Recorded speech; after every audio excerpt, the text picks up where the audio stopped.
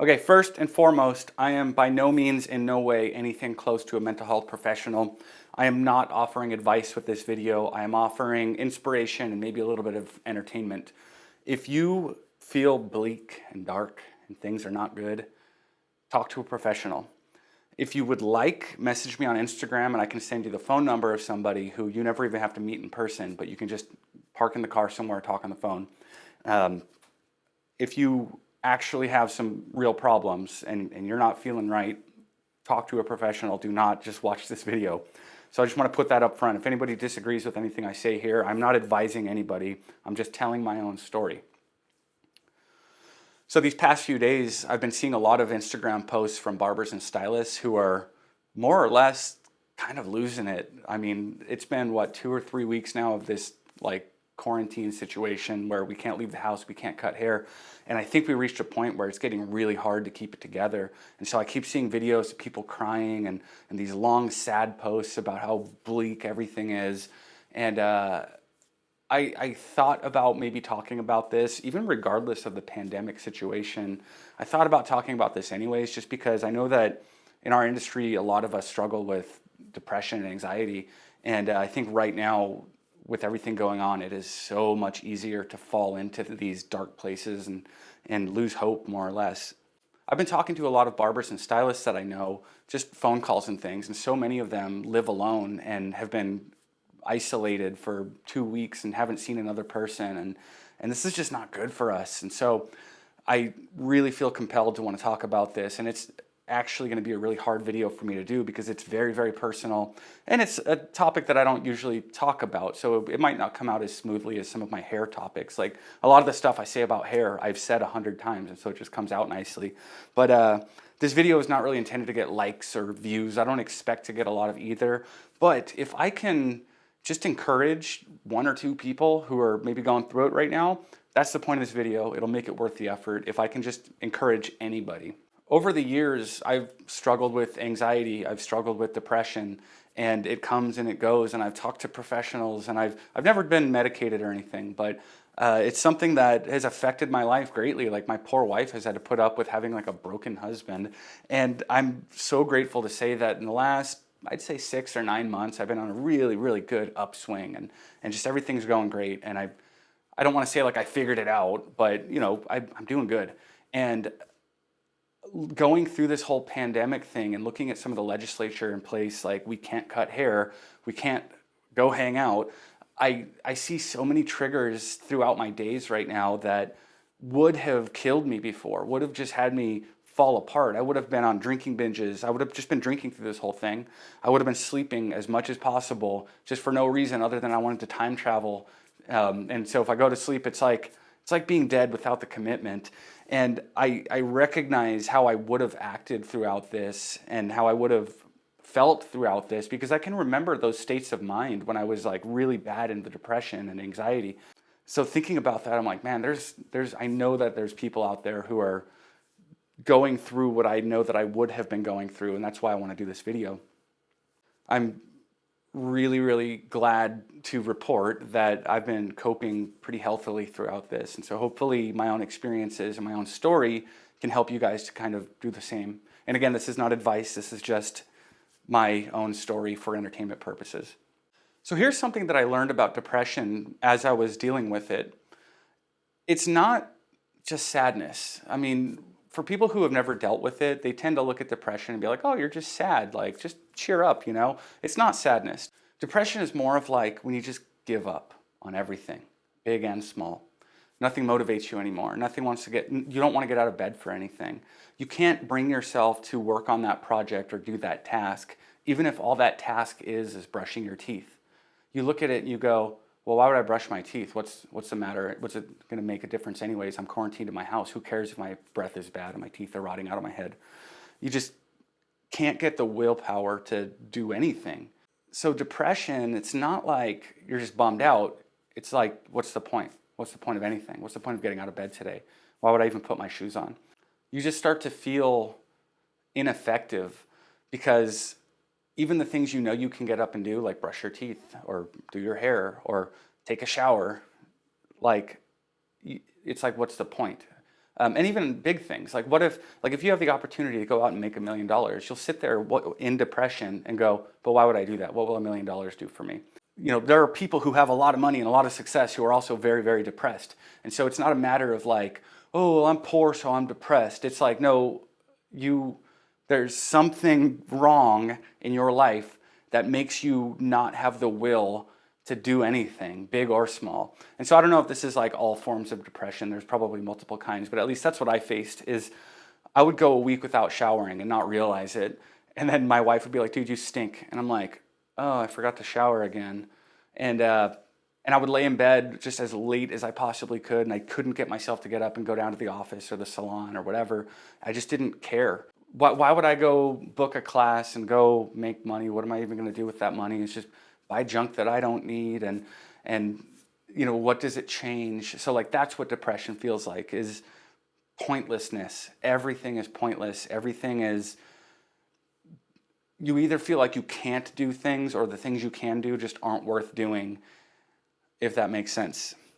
So an interesting interpretation that I heard along the way, and I don't know if this is true or if it's just an opinion that maybe some people think, as with anything I say here, I don't know if it's true, it's just my perspective. But something I heard along the way that clicked and made a lot of sense to me is that when you develop depression, it's essentially your brain and body working together to shut things down when you can't get a job done, or you can't fix something in your life. If something is wrong and it's repeatedly wrong for long enough, eventually you just give up. And it's like a physiological change in you to where you just give up. Imagine it like you have 30 browsers open on your computer, and on each one you're looking for the answer to something. And after long enough of not being able to find the answer, eventually your computer freezes up and it starts closing browsers. And it closes the browser that says do your hair today. It closes all these browsers, and suddenly your computer is doing nothing because you couldn't get the job done that you wanted to get done. And so somebody described it to me that way, and it really clicked with me, because that's exactly what it felt like. Like there was some stupid little thing wrong in my life that I couldn't fix, and after long enough, everything just shut down, and I just stopped trying to do anything. So again, I don't know if that's true or not, as far as how depression works, but that's what it felt like for me. So I can definitely imagine if you're a barber or a hairstylist, and right now in this time we can't go cut hair, I can imagine how that thing being wrong in your life that you can't fix and you can't change might eventually cause all the browser tabs to shut down. And you start going, well, why even do my hair today? Well, why even eat today? I can't do what I love to do. This thing is broken and wrong in my life, and I can't fix it. And so eventually, physiologically, something can click and everything shuts down and you become depressed. So I would say for a good 2 years, I was pretty depressed all the time. And during that time, an approach that I had tried was to lie to myself and say, no, these things really do matter. It really does matter if you go to the gym. It really does matter if you put out another YouTube video. It really does matter if you're productive. And I say lie to myself because when you're in it, when you're like going through the depression, it is your truth that it does not matter. And so telling yourself that it does matter, or having a friend be like, no, just cheer up and go to the gym. It'll make a difference. You'll feel good. That is the lie to you. You cross over a line and the truth becomes it doesn't matter. And so I tried lying to myself and saying, no, it really will matter. And so I'd like drive to the gym and I'd sit in the car and look at my phone and not doing anything. And I could not legitimately get myself to care about certain things because it was a lie to me that it was worth doing. I would do this whole like mental gymnastics where I'd be like, okay, Andrew, go to the gym, you'll release endorphins and you'll look better and you'll feel better. And when you look better and feel better, then you can buy nice clothes again, and then you'll feel happier because you'll look nice. And then I'm like, no. At the end of the day, I'm still going to wake up in the same bed with the same problems that may or may not really exist. But it just felt like lying to myself to go get the job done wasn't actually going to change my perspective on whether or not the job was worth doing. I couldn't bring myself to believe that lie. And so what actually did kind of work a little better, rather than lying to myself that my work really did matter and that my routines really did matter and that my existence really did matter, I kind of flipped the script and realized that the belief that I was carrying was the lie. And in a weird way, I kind of always knew that. Even through like the hardest times, I'd sit there like so bleak and just go, dude, don't believe it, it's a lie. And for whatever reason, it was easier for me to believe that I was believing a lie than it was for me to just hand myself a new truth that, oh, no, this is going to be good for you. So I don't know if any of that makes sense. Because I could remember, like before I was depressed, I remember what life felt like. I remember looking forward to things. I remember being excited about things. And so I held on to this belief that, okay, what you're going through right now, that's not real. What's real is what you used to feel. What's real is what you used to know. And oh my God, am I going to cry talking about this? Anyways, so I always knew that as bleak and dark as I would even deliberately push myself to believe, I also knew that it was a lie. I knew that it wasn't real. So I mentioned earlier that I kind of believe that my depression came about because of certain routines that weren't working out to give me the outcome that I wanted in my life. Like I felt stuck in so many ways, and so I became depressed and just stopped trying anything. I also eventually, after being depressed for long enough and having these new depressed routines, I started to realize that depression wasn't working for me. And only this time, as that realization would creep in, like, dude, this is not working. Sleeping all day, drinking as much as I can whenever I could, eating one giant meal a day that was just decadent and like dripping with grease and flavor, as an attempt to give myself a pick-me-up, and then starving the rest of the day because I just don't care to eat. Like those routines weren't working. And what happened as it started to like click that being depressed was not working for me either and doing nothing was not working for me either, the response that I got out of it was like this really tiny little flicker deep inside of me, like a little spark that turned into a tiny little flame at times of anger. Like I felt angry somehow in the middle of all this. I went from feeling nothing for like a long time to just occasionally feeling angry.